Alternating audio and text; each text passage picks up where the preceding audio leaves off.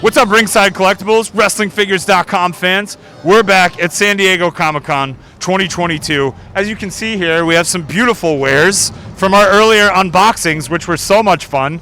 I have Steve Ozer, I have Bill Miekina. Guys, thanks for doing those unboxings with us. An absolute blast. But guess what? It's time to run through the ringer. It's Q&A time. Steve, are you okay with Q&A time? Yes. Bill, what about you? Sure. Bill still doing his excellent Macho Man impression. So, guys, we're just going to fire off some questions like we always do. I promise I won't just be like, when are we getting this person, this person, this person, and this person, and this person? But we'll have some significant questions that, are in the spirit of how we usually ask them. So, if you guys are down, ready to get started, let's do it. Great. So, first things first, we've had some re-releases at Ringside Collectibles of the Ultimate Edition Brock Lesnar and Shawn Michaels. So that was Ultimate Edition 4, I believe. Could we see more re-releases of secondary market figures that are like extremely pricey right now like that, or was that one just kind of like a one-off special occasion? I think in general, we will be, tapping into that when appropriate. For Elites, you have the greatest hits wave that's about to hit. Right. There are some early Ultimates that are worth revisiting, whether that's a straight-up re-release like Brock and Shawn, or maybe like, as announced by Bill, the return of The Rock with some upgrades. So, we'll decide in the moment what's best. But yes, we will be revisiting older, sought-after figures. Great. That's good news and really exciting for those of us that are probably new to the Mattel WWE collecting game, right? You get a chance to get your hands on some things that would otherwise be really difficult to get. Absolutely. Not everyone's been collecting our line since the start, so we want to maybe make some stuff that might be out of the price range of some of those people that started a little bit later, more accessible to them. Yeah, very cool of you guys to do that, and really excited to see what comes in the future with the greatest hits line and whatever else could happen with Ultimate. So, sticking with Ultimate Edition, can you tell us about the new Ultimate Edition articulation that's been implemented? The butterfly joints, the hip joints were referenced on the panel. After making these first tell us about those adjustments, and then after adding these in, have you maxed out the way that the articulation works with Ultimate Edition? Do you see anything else that could be implemented in the future? Like, where do you go from here? We're always looking to upgrade our figures. The displacing hip was sort of seeing what's available in other manufacturers are doing great jobs with figures. You got to stay ahead of the curve. You got to always innovate and make sure you're offering the best product at a competitive price point, because there's a lot of companies at this show showing amazing stuff. We're kind of all competing for the same dollars. We want to make sure that when you're thinking that our stuff is top of mind because you're getting the most for your money. Yeah, excellent point by Bill. And we were just kind of talking about just how we've seen some great competition around here. So you guys want to make sure that you're being seen as like an absolute top toy brand. Well, also we're collectors, right? Like Bill and I collect a lot of different things, as do many members of our team. So, we have everything, right? We have a little bit of everything. We have, a taste of what everyone else is doing from, articulation standpoint, a deco standpoint, soft goods. So, we want our figures to be the best because we love our figures and collect our figures also. So we'll always look for ways to improve. And, the latest is that disjointed hip coming to Ultimates in 2023. Excellent. So I'll take that as a yes, that we're seeing those implemented now, and yes, there's a chance that it's possibly not over. You never know what kind of improvements you could make. You've seen one nice upgrade on Ultimates every year so far, so fingers crossed we can keep that up. Excellent. Very cool to hear. One other thing that we did see during the panel reveals and also out on display here, I feel like more than ever before, there's for sure some swappable heads, right? So we got a lot of swappable heads, and then more specifically, some pre-match and post-match swappable heads. So for example, that Ultimate Warrior, right, with the makeup worn off by that point. Is there a chance of more pre and post-match specifically swappable heads in the future? Sure, when it's appropriate, we tend to do that. Or for like the upcoming AJ Styles, we wanted to have something to show the motion of the hair when he's doing the phenomenal forearm. So always looking at trying to do something unique and different with at least one of the heads in the Ultimate figures when we design them. Excellent. Probably wouldn't be offered elsewhere in the line. Yeah.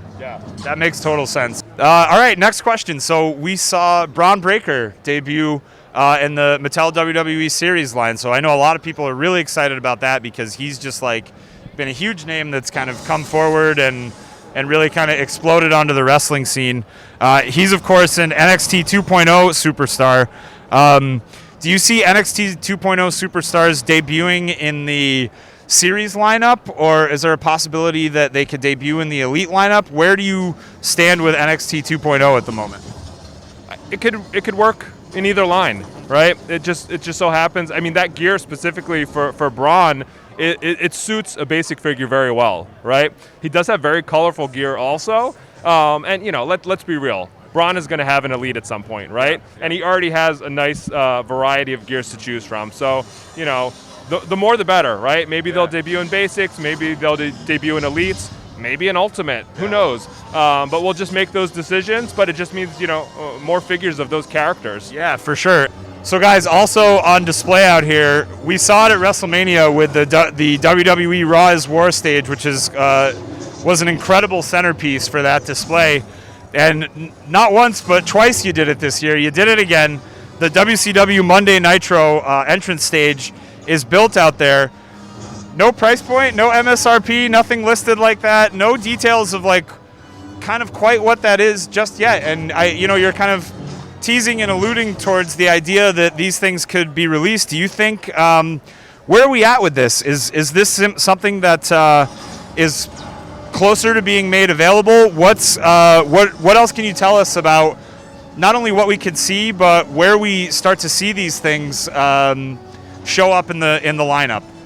Yeah, I mean, well, at events like Comic-Con, we've traditionally liked to tease, engage consumers with figures, right? Like Gobbledygooker is probably the most famous of them all. There were some statue-esque figures.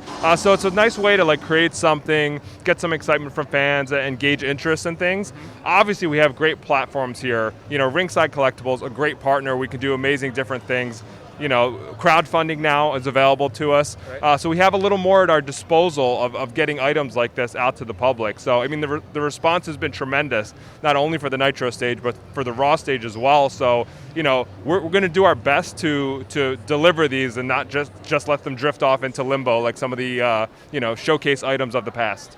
Any idea on how soon or how not so soon that could be? No idea. It's huge. It's complicated. Yeah. It is strictly a diorama. It's 3D printed. So it's give us time. Okay. Give us time. Okay, fair enough. So it's not always easy, but just be ready to take your time with that, and eventually some good things will come. Right? We'll see what happens. Very exciting. That is the plan. Cool. So what? So another thing that was announced on the panel yesterday were some Elite 3-packs. So that was really cool to see. I know a lot of people are excited about that. We saw the Brock, Heyman, and who was the third one in that 3-pack? I think Reigns? Roman. It was Roman, of course. Yes. I also forgot. When you forgot, it erased it from my mind. And I was like, that's what's really contagious here at Comic-Con is forgetting things. Can you tell us about the 3-packs? Where will these be made available? What's the future with these? I mean, WWE collecting is on fire right now, right? You guys are buying everything. We're putting it out, gobbling it up. So it's paved the way for multi-packs again, right? The Mega Powers 2-pack is coming to Ringside Collectibles, finally. 3-packs are coming. So who knows? I mean, they can live at any retailer who's interested, and I'm sure you guys are going to support. Sure. But more on the way. More are being worked on. You saw your first Ultimate 2-pack here with Hulk Hogan, Rip versus Zeus. So the door is wide open for exploring items like this. Can you name a dream 3-pack for yourself that you'd like to see? Oh, you're putting me on the spot. Maybe a Bash at the Beach, birth of the NWO 3-pack. That's not a great choice. It's not a hint, yeah, but fair. I would love to see it. Yeah, still a good choice. What about you, Bill? That'll probably never happen, but I wouldn't mind the Blue World Order. Blue World Order 3-pack. That's a good choice. But again, I'm not teasing anything. That's probably not going to happen. Hey, that's all. That's why it's a dream, right? That's totally cool. But fun to talk about 3-packs and get everybody excited for the idea of 3-packs. So keep that in mind. So notably absent on the display here is Ezekiel. So we're having some folks wondering if he might show up in a release in the future in a 2-pack with his brother. What do you think? Well, as part of his brother's contract, he insisted that Zeke does not get a figure. So we currently only have the rights to Elias. That's all BS. Well, I think you'll see it. I think you'll see it. I was worried about that. I knew it could be a possible rights issue, but so that's cool. That's cool to know that it could be coming in the future. So with the Ultimate Edition Cody Rhodes being made available later this year on Mattel Creations, it looked really incredible. Just new head sculpts, great detail. Even Cody's chest hair, which when we were talking to him about it yesterday, he loves the chest hair. He kept bringing it up. A great figure all around. But it is going to be towards the end of the year next year, right? So that's in the fall of 2023. I think that it actually begins to ship. So let's clarify like some of those promise dates. Ringside, any online partner wants to give you a realistic date, and they want to not push those dates back any further from when you pre-order. So that's a realistic delivery date. Could things come early? And you've seen that, like with Ringside, you pre-order something, it's promised in September, but oh my gosh, it's August and they sent it to me already. That could happen with Cody, right? So that I believe it's July fulfillment date is an estimate. It could be earlier than that. Cool. Fingers crossed. Fingers crossed. Fingers crossed for sure. And appreciate the clarity on the fact that it is a little bit out of our control when that happens, and we want to get figures to everybody as quickly as we can. But really, the core of what I was kind of getting at there was, is this going to be, other than that, the series figure we saw of Cody, will that be his kind of debut beyond that, or could we see him show up in the Elite line before that figure is released? I don't know about timing exactly, but we're absolutely going to do a bunch of Codys, right? Sure. Ultimates, I mean, that's going to be the only Ultimate for the foreseeable future. Yeah. But, I mean, Cody's going to show up. You know, I don't know exactly when. Once again, timing could be a little iffy with everything going on. But, yeah, we'll absolutely do more Codys. Great. Sounds good. So, probably one of the tougher questions, but, we'll jump into it and just see what you say. There was, at the Hall of Fame this year, an induction, the Steiner Brothers, Rick and Scott Steiner. Of course, we didn't see them on display or anything like that right now, but is there a chance? Are we getting any closer to the Hall of Fame inductee Steiner Brothers joining the Mattel WWE line? I mean, the Hall of Fame induction gets us closer, but ultimately you need a clear pathway to a deal to make toys, and it's not quite there. Okay. So it's just transparent. Obviously everyone knows that you guys want action figures of the Steiner Brothers, and patience pays off, right? Like, we're in it for the long game. Like, look at this year alone and what we've been able to accomplish. So I have high hopes that someday we can see that happen. For sure. Like Jeff Jarrett, for example, has been asked for however long at this point, and not only do we get to see him, he's an Ultimate Edition figure, right? And that's like a complete step up to something new for a name like that. Yeah, there's been some names that people have been a little bit on the when are we getting list for a long time. We're finally checking them off this year, like Eric Bischoff, Jeff Jarrett, Tori Wilson, like some of these ones like that have been like that haven't been available to us are now available to us. And honestly, as soon as something's available to us, we're going to start working on it. So, when we get notification that Steiner Brothers are signed, sealed, and delivered, I'm starting that day. Let's hope for it, right? Fingers crossed. We're getting towards it sounds like. So very exciting. So with the success of the Ruthless Aggression line, and this is another great line where you're able to fit in some classic legends, aside from the Legends line, right? Another kind of legendary line, but with a theme, sure. Are there other era-specific lines that are a possibility at this point? Are you seeing success there, and could there be something else? Yeah, I think on the forums, I already let those particular fans know that there is an end date in mind for Ruthless Aggression, and you probably will see another era theme set follow that RA line. So we know when that is already. We already kind of know what the follow-up will be, and it should be exciting. Cool. So essentially, that'll replace what was then the Ruthless Aggression line. Correct. Excellent. Looking forward to seeing what that could possibly be. Any hints? Well, maybe not, but I will say, Walmart. Sorry, John, we can delete that if you want, but they're the home of eras, right? They're the home of eras. Sure. Okay, very exciting. Hey, look, we get excited when anything new comes out. Of course, we want you to come to us, but at the same time, wrestling figures are awesome, right? And you never know at the end of the day what might end up on wrestlingfigures.com. So anything could happen. Exactly. All right, y'all. Last question. I think we'll wrap it up because it's still just so many space explosions here. It's kind of hard to avoid. But one more that I wanted to ask. There are way more new talent names showing up than ever before, I think, with some of the ones that we just dropped, the classic names, some of the newer names, right? Has anything changed with your ability in the process of signing new names? So is it easier, for example, to get some of those legendary names? Just expanding on what you were talking about earlier about getting a deal in place, can we expect more new names we haven't seen yet revealed this year without having to rifle off like 50 or 60 of them? We have more. I mean, obviously, anyone on, Raw, SmackDown, or NXT that doesn't have a figure is most likely on the table, right, for consideration. But as far as legends go, we do have more that, you guys are unaware of that we will be rolling out over the next year or so. Has anything changed? I think, for a while there was a drought of legends, right?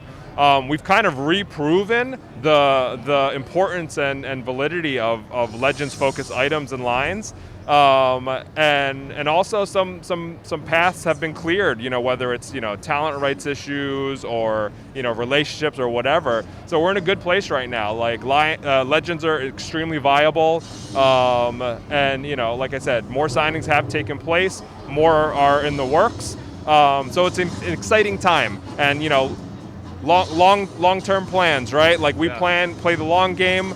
We strategize like, okay, let's focus on what we have, make the most out of it, prove it, and it's been proven, and now like the floodgates are open and we're reaping the rewards of what we've built over the last couple years. And that's really exciting. It's very obvious and clear, and we've seen on display this year, and for sure it's like that thirst for legends is finally getting like quenched a little bit, and it's great to see, especially timed with all your technology improvements, right? So we may have gotten these possibly earlier when it wasn't necessarily as exciting. Of course it would have been exciting, but now with implementing all the new joints, all the new like tech, the True FX, of course, just really exciting all the way around to know that legends could come into the line at this exact moment in the development. I mean, believe me, like we know what's coming, right? And we know what's coming with our advances and when it's going to start. So it's like some of those figures were coming out, and it's right before the double jointed elbow upgrade, and I'm like, if we just waited a little bit, they could have had double jointed elbows. But you got to keep the train rolling, right? Sure. So maybe we revisit them later. But yes, of course, it's like it's perfect timing. It's like what's old is new again. Like a lot of talent from the past who we did release before, we can revisit them and majorly upgrade them. And then anyone new to the line just comes in fresh and gets all the bells and whistles that are available to us now. Sure. Very cool. Really exciting. I can't wait to see what's to come. Guys, so happy. This is like basically the end of us talking this weekend. So really exciting to be able to have spent this time with you at Comic-Con 2022. We're not on a Zoom meeting. I know we had a little tease at Mania, but I just want to say it's been really great to be able to be in person with you and kind of get a nice return to form with this, right? It's a lot of fun, and we always have a great time together. Absolutely. I'll try to have a voice for the next one. Thank you too, Steve. Yeah, thank you so much. I mean, it's like a family reunion here with Tom and John, who is here, pulling the strings on the side. But, we love each other. We love the fans, and it's great to be back, here at Comic-Con. Heck yeah. Ringside Collectibles, wrestlingfigures.com. Go to wrestlingfigures.com, make it all about wrestling figures, and check out our YouTube channel for all San Diego Comic-Con 2022 coverage. And we'll see you next time.